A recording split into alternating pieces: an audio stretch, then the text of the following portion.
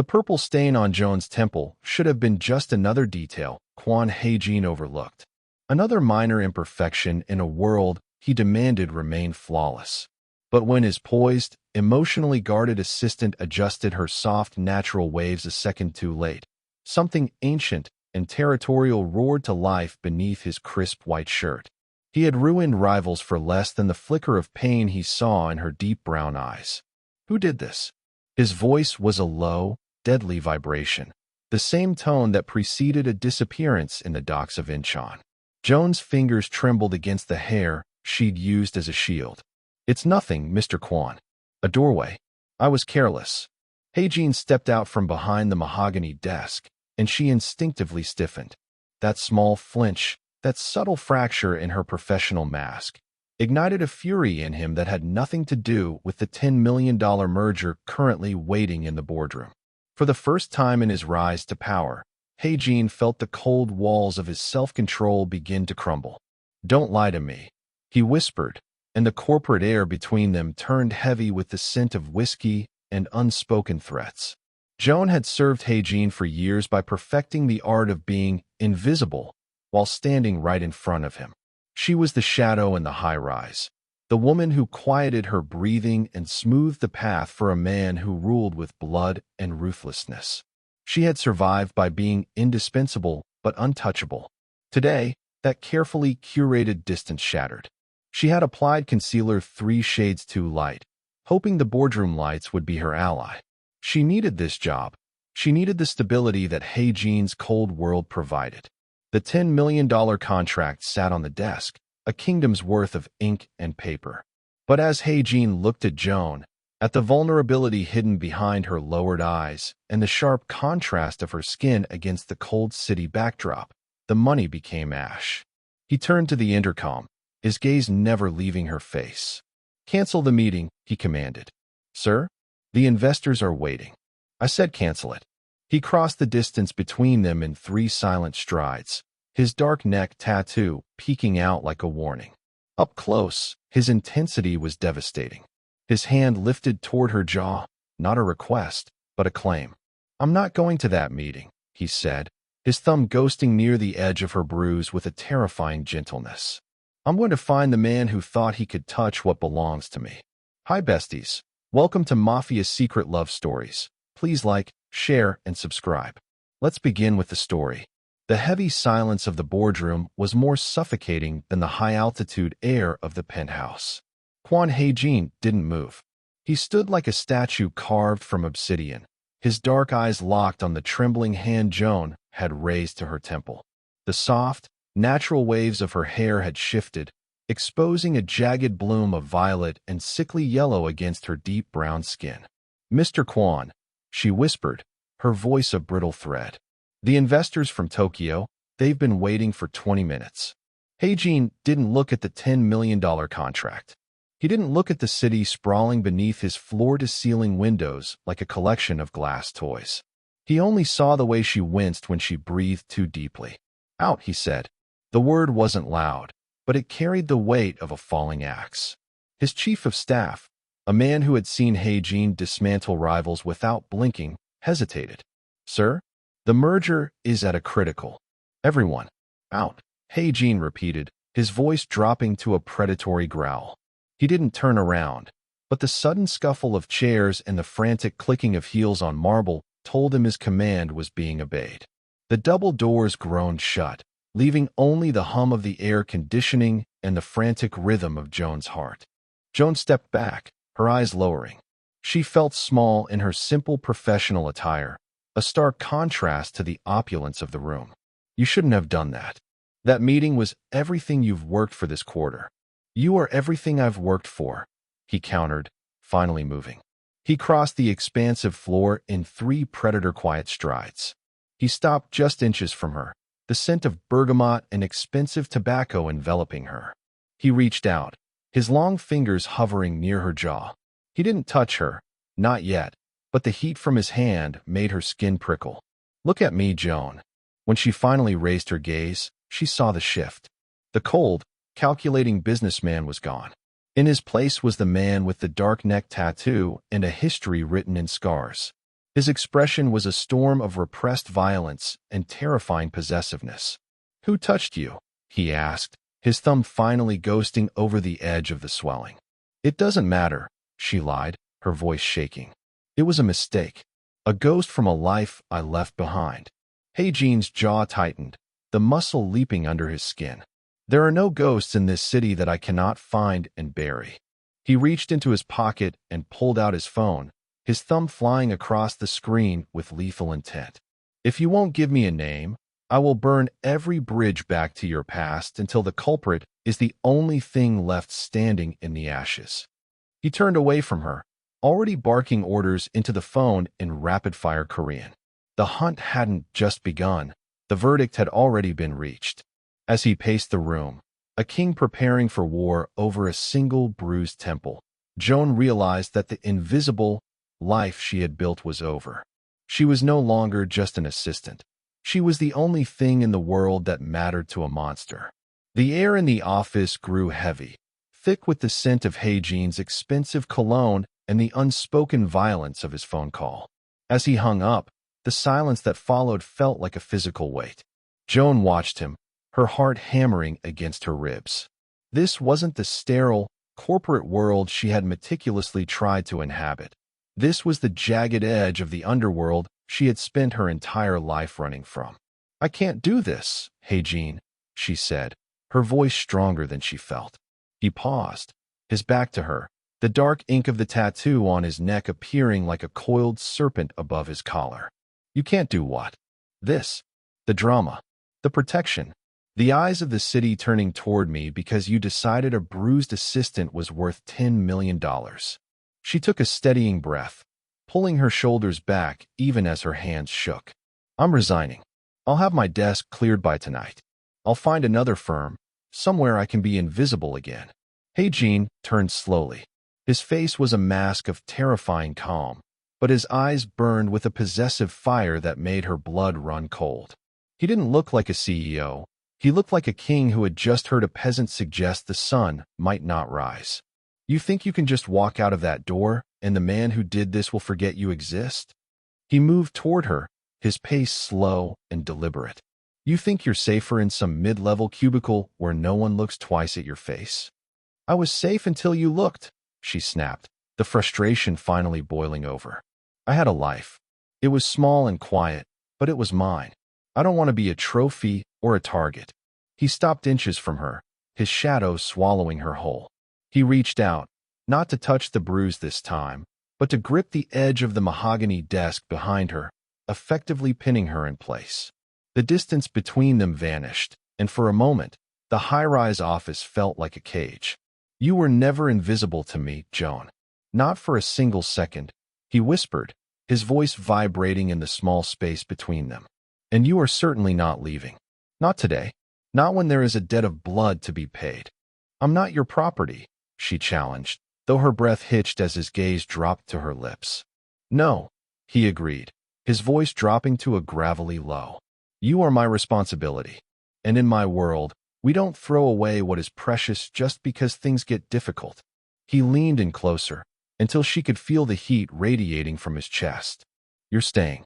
You'll sit in that chair, you'll do your work, and you will let me be the monster you need. The resignation is rejected. Don't bring it up again." He straightened, the authority returning to his posture like a suit of armor. Joan realized then that her dignity was a luxury he wasn't willing to let her afford, not if it meant losing her to the shadows of the city he controlled. The office door didn't just close. It sealed, turning the expansive suite into a private interrogation chamber. Hae-Jin didn't return to his desk. Instead, he moved to a lacquer cabinet, his movements fluid and predatory. The clinical light of the afternoon caught the sharp edge of a crystal decanter as he poured 2 fingers of amber liquid. The scent of bergamot, sharp, citrusy, and expensive, wafted through the air, but beneath it, Joan smelled something else. It was the metallic tang of old adrenaline and the cold scent of a man who had spent his youth in the rain-slicked alleys of Busan. "Sit," he commanded, gesturing to the velvet chair. Joan remained standing. "You're making a mistake, Hae-Jin." You're treating a personal matter like a gang war. Hae-Jin paused, the glass halfway to his lips. He finally looked at her, and the corporate mask was entirely gone. His eyes were void of empathy, replaced by a calculating darkness that made her feel like a target under a lens. In my world, Joan, everything is a personal matter. A slight against my house is a slight against my life. And you, he said, stepping into her personal space so abruptly she forgot to breathe, are the most significant part of my house. He reached for a leather-bound folder, not a business ledger, but a dossier. He tossed it onto the mahogany desk. It spilled open to reveal surveillance photos, bank statements, and criminal records. Joan's breath hitched as she saw a grainy photo of Marcus, the man she had spent 3 years hiding from. This is the man, Hae-Jin stated. It wasn't a question. He's been in the city for 48 hours. He contacted your old landlord. He's been looking for a payday. How did you? I have men who specialize in whispers, he interrupted, his voice dropping to a terrifyingly smooth register. By sunset, he will find that every door in this city is locked. By midnight, he will realize that he has stepped into a cage he cannot escape. Joan looked at the photos, then back at Hae-Jin. She saw that Kwon, the newspapers hinted at, the man who didn't just win arguments, but erased them. There was no mercy in his posture, only a cold, mechanical efficiency. He picked up his phone and spoke a single name into the receiver. The tone wasn't one of a CEO. It was a general ordering a strike. Bring him to the warehouse. No marks. I want him to understand exactly who he offended before the end. He hung up and turned back to Joan, his expression softening just a fraction, though the danger still radiated from him like heat. You wanted a quiet life, Joan. I am going to give it to you. But first, I have to remove the noise. In that moment, Joan saw the true price of her safety. It was paid in the blood and bergamot of a man who loved like a conqueror. She realized that while she was protected, she was also bound to a ghost of a man who would burn the world down just to keep her from flinching again. The transition from the glass and steel coldness of the office to the secluded estate in the hills happened in a blur of tinted windows and silent, stone-faced drivers. Hae-Jin had deemed her apartment unsafe, and Joan found herself standing in a kitchen that felt more like a sanctuary than a fortress. It was warm, lit by the amber glow of hidden lamps, smelling of cedar and something simmering on the stove. Hae-Jin had shed his suit jacket, rolling his sleeves up to reveal the full extent of the ink on his forearms, dragons and jagged lines that disappeared into the cuffs of his white shirt. He wasn't barking orders now. Instead, he was moving with surprising grace, setting 2 bowls of simple, steaming jjigae on the small wooden table. Eat, he said, his voice losing the jagged edge of the Kwon she had seen earlier. You haven't had a full meal since yesterday. Joan sat, the steam from the soup warming her face. The forced proximity was a different kind of pressure. Without the desk or the boardroom between them, his presence was overwhelming. For a long time, the only sound was the clink of ceramic spoons. Why me? She asked softly, her eyes fixed on the red broth. You have 1,000 people in your life who are more important than an assistant with a messy past. Hae-Jin paused, his spoon hovering. He didn't look away this time. You think you're messy because someone tried to break you. I see someone who refused to stay broken. He leaned forward, the light catching the intensity in his dark eyes. In my world, everyone wants something from me. The investors, the underbosses, even the ghosts. But you, for 3 years, you just brought me my tea exactly how I liked it and never asked for a single favor. You were the only honest thing I had left. Joan felt a lump in her throat that had nothing to do with the food. She saw the exhaustion behind his eyes, the weight of a man who had to be a monster so no one else could be. She reached across the table, her fingers hesitating before resting briefly on the back of his hand. His skin was hot, and he went perfectly still at the touch. I hid the bruise because I didn't want you to be a monster for me, she whispered. Hae-Jin turned his hand over, lacing his fingers through hers, his grip firm and grounding. Then I will be a man for you, he promised, his voice a low, intimate vow. But tonight, we are just 2 people having dinner. The world can wait until morning. In the quiet of the safe house, the wall she had built to stay invisible began to crumble, replaced by the terrifying, beautiful realization that being seen by him was the only safety she had ever truly known. The peace of the safe house was shattered not by a sound, but by the vibrating hum of a phone against the reclaimed wood table. Hae-Jin didn't have to answer it to know what it meant. He looked at Joan, his thumb still hooked in hers, and the tenderness that had softened his features moments ago retreated behind a wall of cold, professional iron. "Stay here," he said, rising from the table. The dragon on his forearm seemed to shift as his muscles tightened. "Hae-Jin, wait." Joan stood, her heart racing. "You promised no marks. You promised me you'd be a man, not a monster." He paused at the door, his silhouette sharp against the moonlight filtering through the high windows. "A man protects what is his, Joan. A monster enjoys it. I am simply doing what is necessary so you can sleep without one eye open." He disappeared into the hallway, and minutes later, the roar of an engine echoed through the canyon.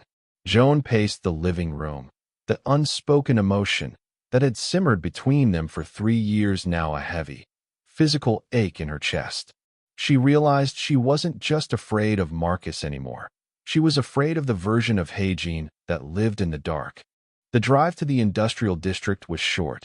Inside a hollowed-out warehouse smelling of salt and diesel, a single chair sat under a flickering industrial light. Marcus looked small, pitifully so, compared to the two silhouettes standing in the shadows. When Hae-Jin stepped into the light, he didn't scream or strike. He simply stood there, his hands deep in his pockets, his presence more terrifying than any weapon.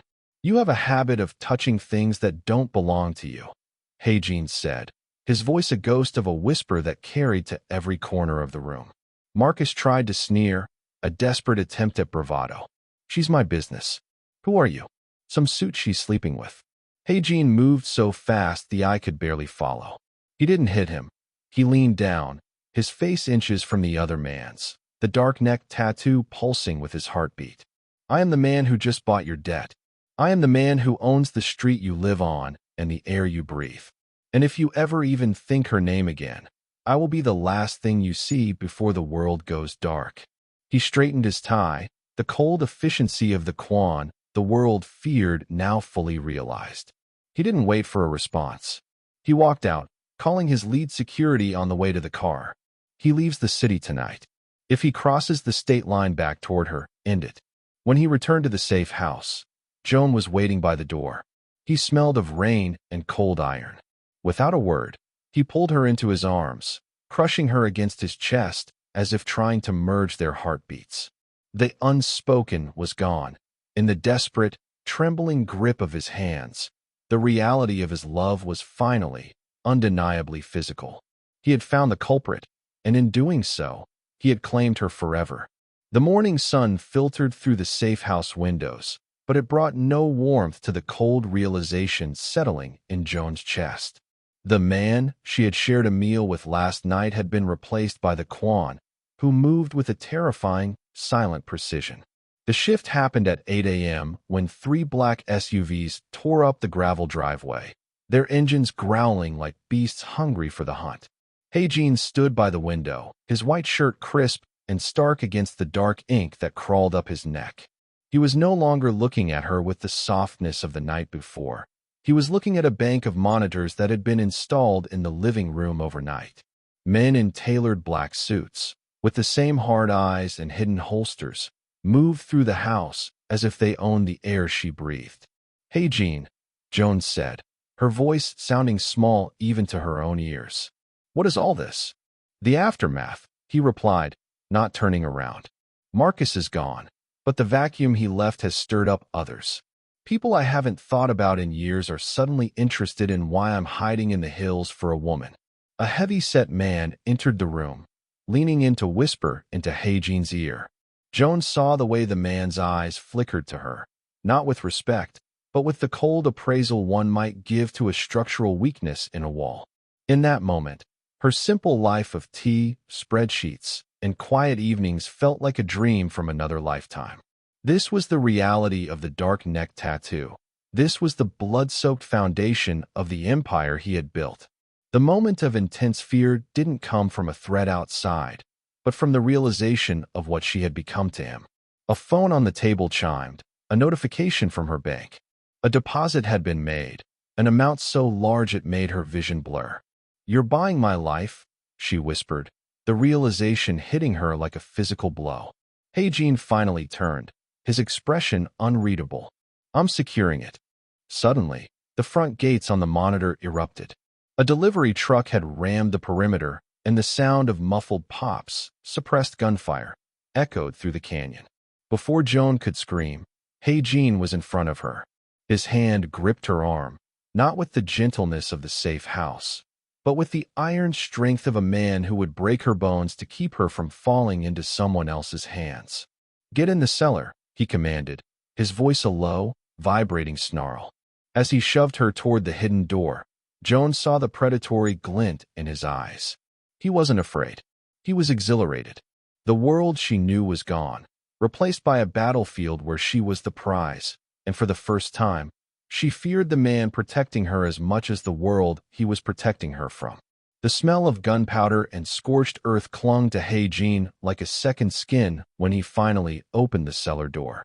The high-rise had been silent for an hour, but the air remained charged with the residue of his world. He reached down to help Joan up, his knuckles split and his white shirt ruined by oil and copper-scented stains.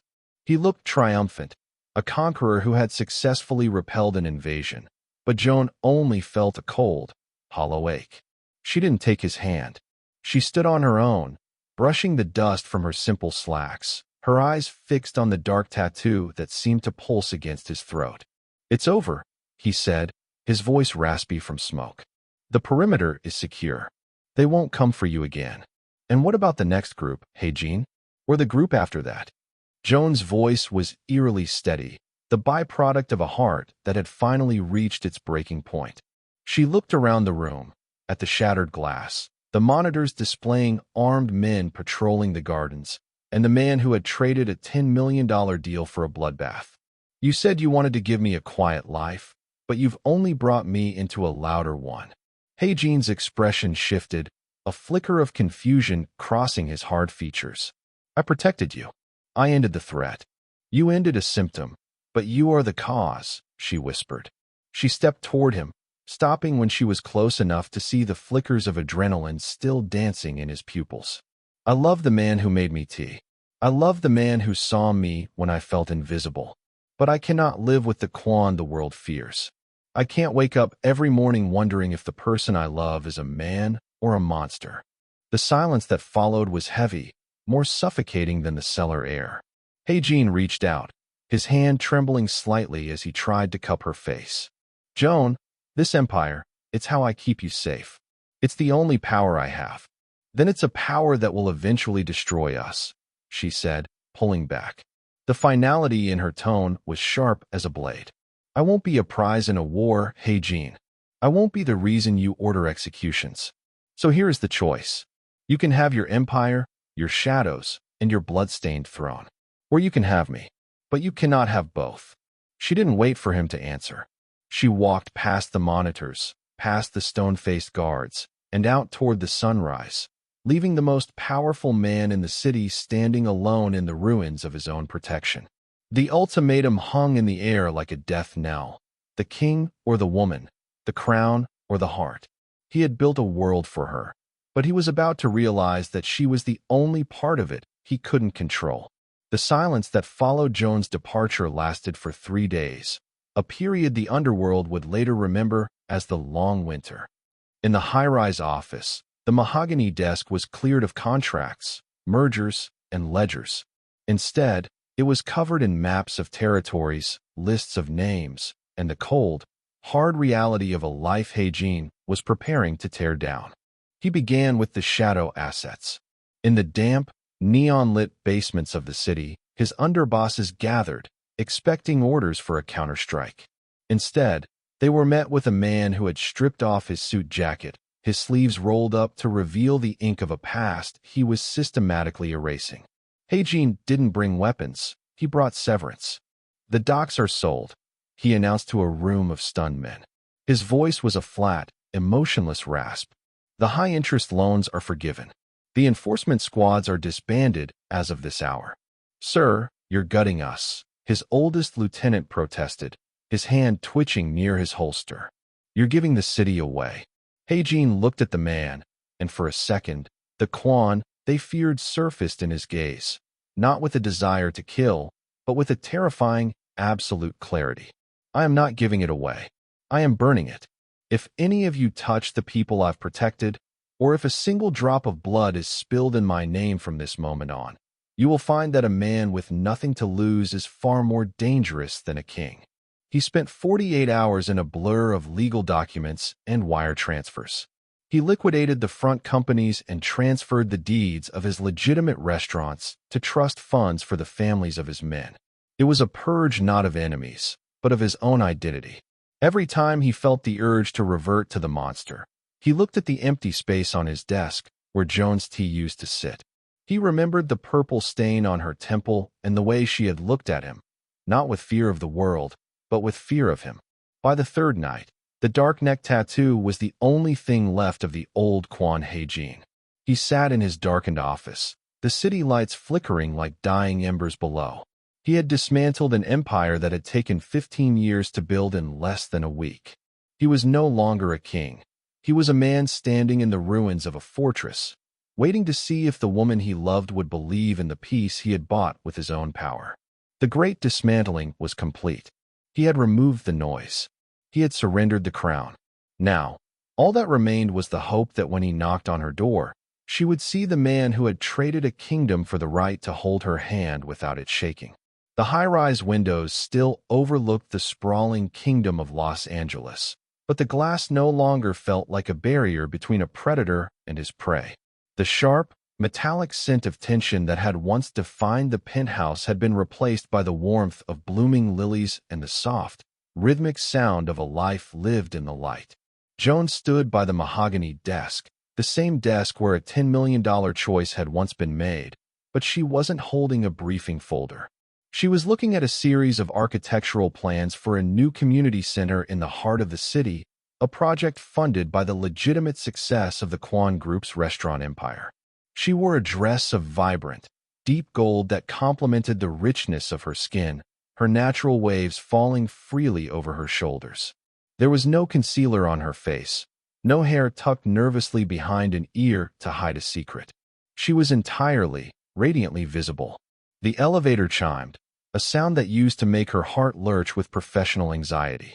Now, she didn't even turn around until she felt the familiar, grounding presence behind her. Hae-Jin didn't move with the predatory silence of a ghost anymore. His footsteps were heavy, purposeful, and certain. He wrapped his arms around her waist, his chin resting on her shoulder.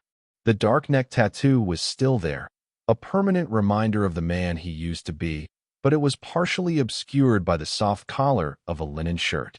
The Kwon the world had feared was a memory, buried under years of shared morning coffees and the hard, honest work of building something that didn't require shadows to survive.